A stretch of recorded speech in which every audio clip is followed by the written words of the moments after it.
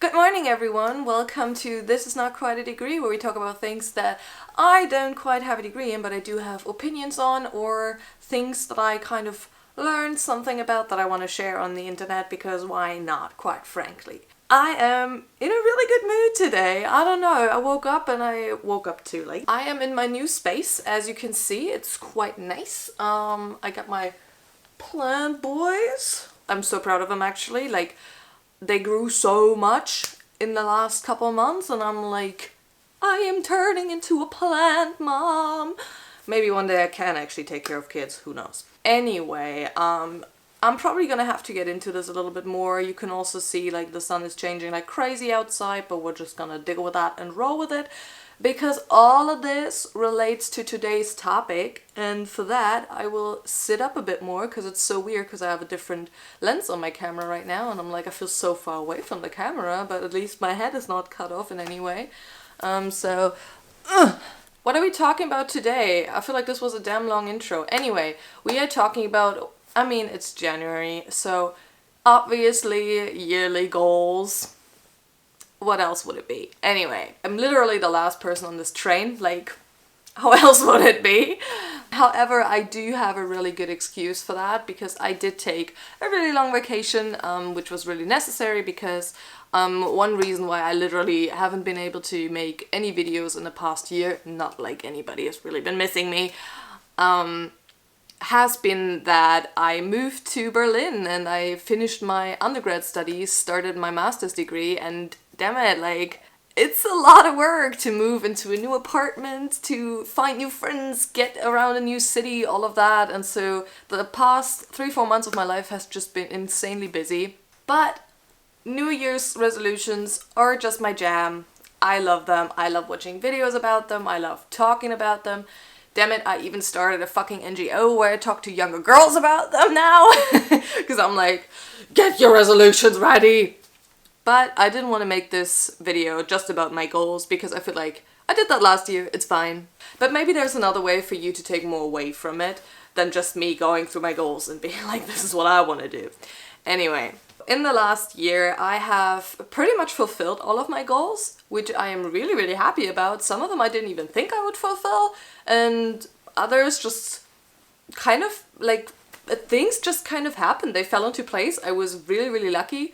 I also intentionally hadn't set my goals, well, not too big, but more like really focused, but my brain wasn't focused.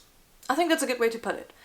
Like, on my goal sheet, I pretty much had stuff that was really, really important to me, but in my brain I was always running through like a thousand other possibilities, stuff that I wanted to do, stuff that I wanted to get to, and that's basically how my brain works 90% of the time. Like, I want to do one thing, but I technically want to do 15 things at the same time, and I really wish there was a way to clone yourself and to have more than 24 hours in a day, and also I wish that burnout wasn't a thing, because that's happened. I have overworked myself before, I have burned out before, I don't want that to happen again. What I've realized about all of that is mainly that it doesn't come from a place of me wanting to necessarily do more, but just me desperately wanting to get approval for stuff that I do, and me wanting to be in control of everything that I do at all times, which is just, it's like this weird thing, you know, like I was in a situation where I really couldn't control very much of the outcome, because if you move to a new city, probably lots of you have done that, like, for the first couple of weeks there's not that much that you can do about like what's happening to you on a daily basis. You're basically running after your to-do list day after day, and at the same time there's like a million new possibilities around you that you want to go after, but you can't because you have that to-do list. By taking on so many new things and wanting to take on so many things, I always also get around prioritizing the things that are important to me, and even if I prioritize those things, it's still too much. Then I feel overwhelmed, and then I end up not doing anything, which is great. And it's not even like an imposter thing or anything. It's literally just like, yeah, no, my brain's like, nah, I'm not even gonna try. So I really, really wanted to get out of that slump of just knowing that there's so many things that I want to do in life and then never getting to them. With moving to the new city, I also had a lot more time to read, which is so paradoxical to anything that I've said so far, but I didn't have internet for the first couple of weeks in my apartment. And I mean, there's only so many things that you can do eventually, so I just took to reading again. And since then, I've been reading some really good books and some books which kind of helped me with realizing a couple things that I just talked about, and also kind of helped me develop a new mindset around it. They're both, no, they're not both in German. This one is, and I've looked up this name, I'm gonna say it wrong. Chushka or... I'm gonna Google this. Zsuzsa. So, Zsuzsa Bank, the German title is Schlafen werden wir später, and I'll put the English title below, which basically is a very anticlimactic story about two women in their 40s, I believe, basically just riding back and forth. They're best friends for life. One of them is a writer, one of them is a teacher who's doing a PhD, and basically, like, their life is pretty much going to shit all the time. Really, there's not that much story to it. It's literally just them going back and forth about how her kids, basically, like the writer has 3 kids who basically prevent her from ever writing anything and ever getting into like a mode of full concentration. And the PhD candidate, so like the best friend basically, has broken up, has moved to a city, or like not even a city, like an area in Germany, but because this actually takes place in Germany, where she's just lonely, has been broken up with by her former husband, and just like, it basically follows them through like 3 very dark years in their lives. And I don't want to get too much into the story. However, especially the perspective of Martha, so the mom of the 3 kids, who's actually a writer, or a poet, better to say, she is always, I mean, in a way whining, but then again, whining in a very realistic way about the fact that she just doesn't get into writing. Like, there is not enough space in her life to get into her passion, which is also her job, to make this short, basically. It made me realize that I am in such a privileged position. Like, I have my own apartment now. I can pretty much set my own schedule. I have resources to do whatever I want to do creatively, work-wise, whatever. And I just need to get my shit together. Like, there is people who are struggling way more. And I mean, yes, she's a fictional character and whatever, but she eventually gets the job done as well. And I thought that was, I don't know, just like a wake-up call to be like, can you stop whining and just get into it? So that was one thing. And then the second book is this one, which is Song of a Captive Bird by Jasmine Darznik. Well, I'm really doing really good with names here today. Which is a really good book about the poet Farouk Farrokhzad. I hope I honestly like names. What is it today? Who was an Iranian poet living in the mid-20th century. And this is basically a fictional retelling of Farouk's life, which is brilliantly written. It's basically the retelling of a life that was pretty much dedicated by social restrictions, the patriarchy, all of that good stuff. Still, Farouk managed to produce quite a body of work. And so it's basically the same thing. I'm like, okay, seriously, like, I am so privileged.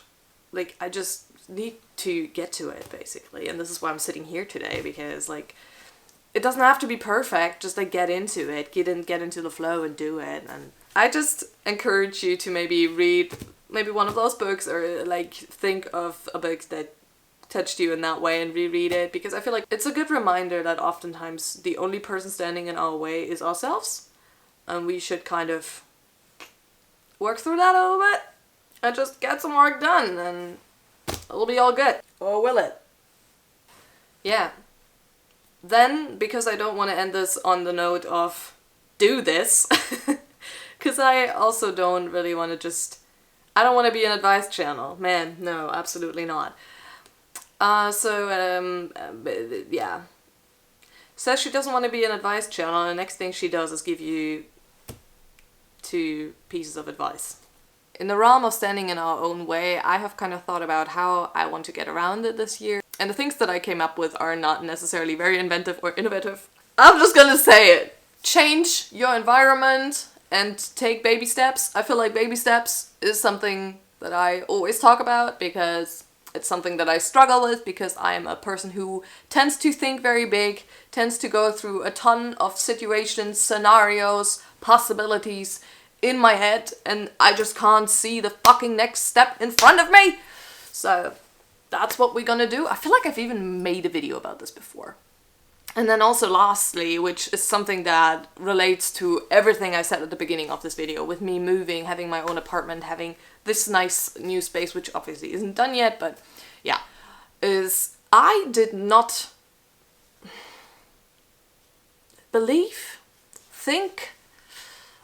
consider how much your environment really affects you. Like, I lived in a shared apartment for the past 3.5 years, and we had good times, we had bad times. It was definitely not a bad place to live, but looking back on it now, I'm like, creatively, it was just not good. Like, I felt restricted by the fact that there was other people in the apartment. Where I look back at old videos now and I realize you really held back in like the volume of your voice or all of that. But now that I live in my own apartment, that I set up in a way that works very well for the stuff that I want to do, like make videos, maybe be a bit more creative this year, kind of do some drawing or whatever, have a proper place to work. All of that is like set up very much in a way that works for me, and I wasn't aware of how much that was gonna actually make me work, which is, well, a realization that's like, wow, I shouldn't think you need 4 university degrees for that, hey? My point with that is basically, New Year's goals is one thing. Prioritizing things, great. Realizing your privilege, so really get to work. But then when you want to get to work, consider if you are actually in a situation where you can get to work. We set these goals, we're thinking it all comes from the inside, it's about baby steps, it's about realizing your privilege, all of that good stuff, and it is. But at the same time, your environment is so, so important. And I mean, obviously, there's research done on like huge macro scales about like how your upbringing, like you could get into all of that, how that affects you. But coming back on the very micro level, that is you in your situation right now, just maybe have a look around, see if that is actually working for you, and you might not even be able to change it right away. I didn't realize, because I was just like not aware of how my environment was not working for me in the way that it should have been. And I'm still not mad about me having spent the last year the way I spent them, or last years. But I think being in a situation that I'm in now, that I created for myself, might be better. So yes, people, this is a very rambly video that probably doesn't really have much of a point, other than to say, try to have a good year, and just make the best out of it, and like don't beat yourself up if sometimes you can't get over your inner self, sometimes you can't get over external conditions, but think of some fictional, non-fictional characters and realize, well, sometimes you just have to get the work done. Finito! As a new thing in my videos, because I'm like, I want to give shout outs to people who I like to watch, because I always struggle with finding new people to watch. And so 2 things. A, I want to shout out Lena Norms, which is ridiculous because she has like thousands of subscribers. But if you're watching this video for some reason and you have never watched one of her videos for some reason, go do that, because she is just producing absolutely great content, and it's just seemingly getting better with every video that she makes. And like, I mean, she's been on YouTube for 10 years, so, but I feel like in the last year it's just like she's just gone to a whole new level, and I love it, and I want you to go watch it, because it can always be good to support someone. If you watch somebody who you think that I might like to, hit me up in the comments or send me a message or whatever, because I'm always looking for people who I can watch. And if you make videos that you think I might like, feel free to shout yourself out to me. Absolutely fine. This is it from me for this week. I hope to see you soon. And have a good year, you know? Make the best out of it. And yeah. That's it.